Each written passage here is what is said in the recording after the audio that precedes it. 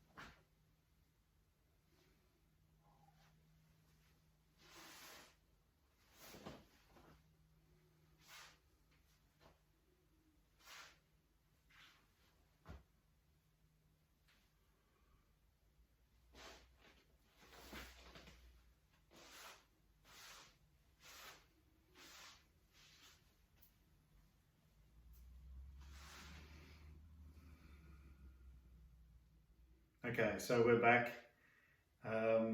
Chum Kiu is a very important form.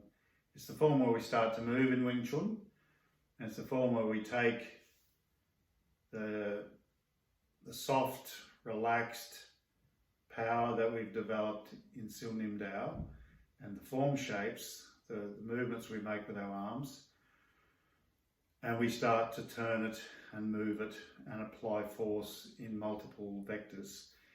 And coming from the center and finding the center is probably the very most important thing in this form, and then using that center. But in Chum Kiu, the center for us is a line that runs through from the top of the head down into the ground. If you imagine a thin, almost like a hairline just dropping right through your body, that's the central axis of your body, and we turn around that. So we feel that, And an important part of this is to feel up and to feel down. So feel connected to the sky, connected to the ground. I don't mean sinking into the ground exactly. People get hung up on this term. Really, in Wing Chun, we want to feel like we're floating, sort of floating between heaven and earth, you might say. But you want to have a light, empty feeling. You want to feel as if your legs are not really there, that you're just turning, your torso is sort of hanging in space, turning. I guess that's, the essence of it. But if you think about a line going to the ground and up, that's the true center line. The spine is a double S shape, like that. And because I'm an artist, I've drawn lots of spines, and spines can't straighten out. And as always in internal Wing Chun, we think stuff. You don't try to make your spine straight, put yourself on the rack. Does help sometimes though, release a bit of tension, but you think that. So that center point, that center line is what we turn around in. And once you've been practicing Chum Kiu long enough to be ready, you learn the lessons of Chum Kiu to a good extent. You never completely master these forms. There's always interesting things in there to find. But once you go into Bilji, that's what we start to cultivate the feeling of a tiny point, sort of somewhere in there that we feel is our center. It can sort of move up and down a little bit, but that's a different thing. I'll talk about that when we get on to Bilji. But the awareness of center is the big thing that Chum Kiu is training you. And humans learn habitually. We learn by rote.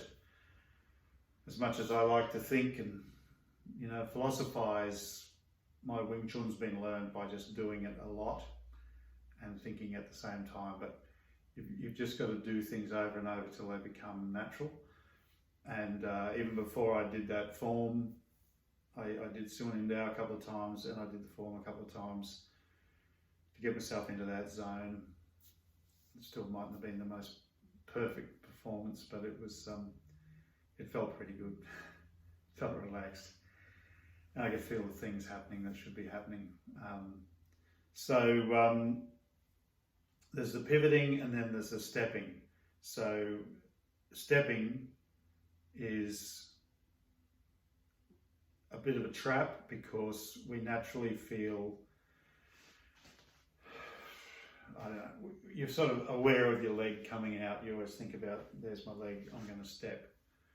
So when you normally walk, you don't think about anything, you just walk.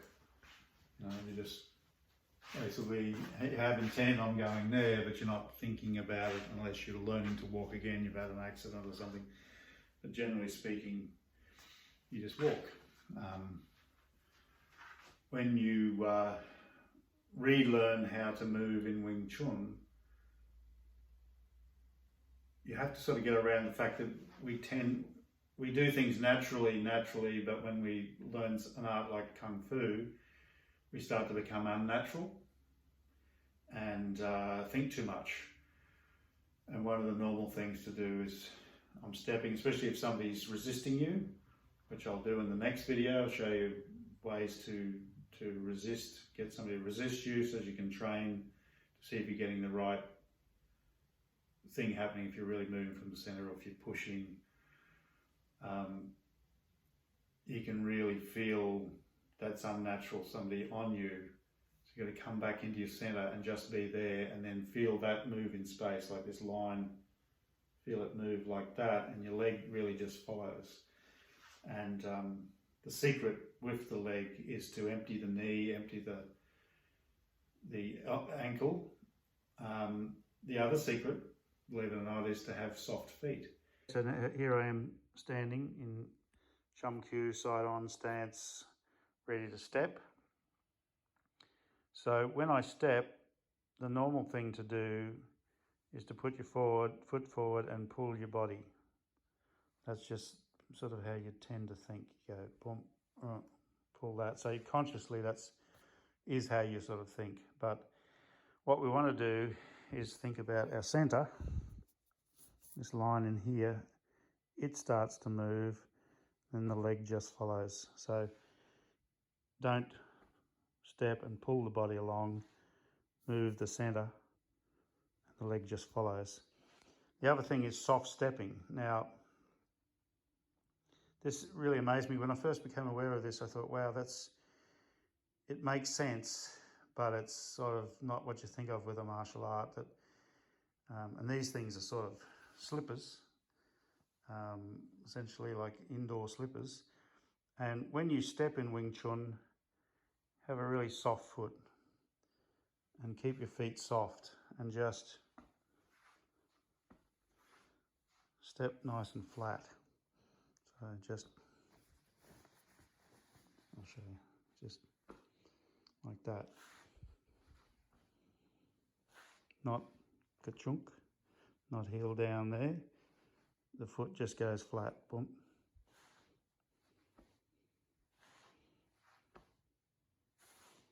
So keep them nice and soft. Slippery thing. So just like that.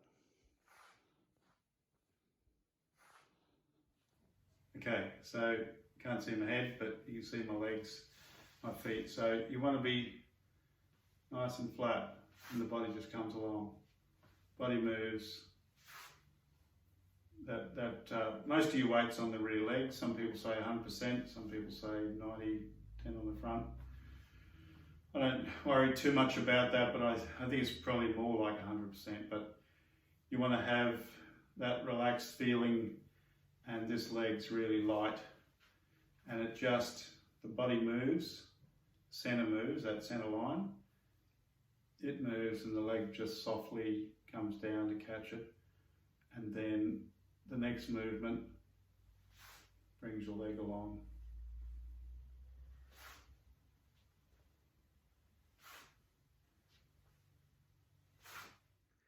So as always with Wing Chun, keep your body absolutely relaxed. Don't use any force. When you're doing Chum Kiu, do everything you do in Siu Nim Tau and just move from your center. When in the next video, as I said, I'm going to do a bit of form testing, and I'll speak more about the way you set up the different shapes as you're pivoting, as you're stepping, how you take force in, how you deal with force. It's actually quite simple, but once you get the ideas in Chum Kiu, it'll really revolutionise your Wing Chun. A friend of mine, Tony Saylor, once said that Siu Nim Tau is the animal caged and Chum Kiu is the animal uncaged, and as is Bilji and the other forms. So we create the mighty animal in Siu Nim Tau, and now we're starting to release him. Okay. See you later. Have a good couple of days till I see you next time. Bye.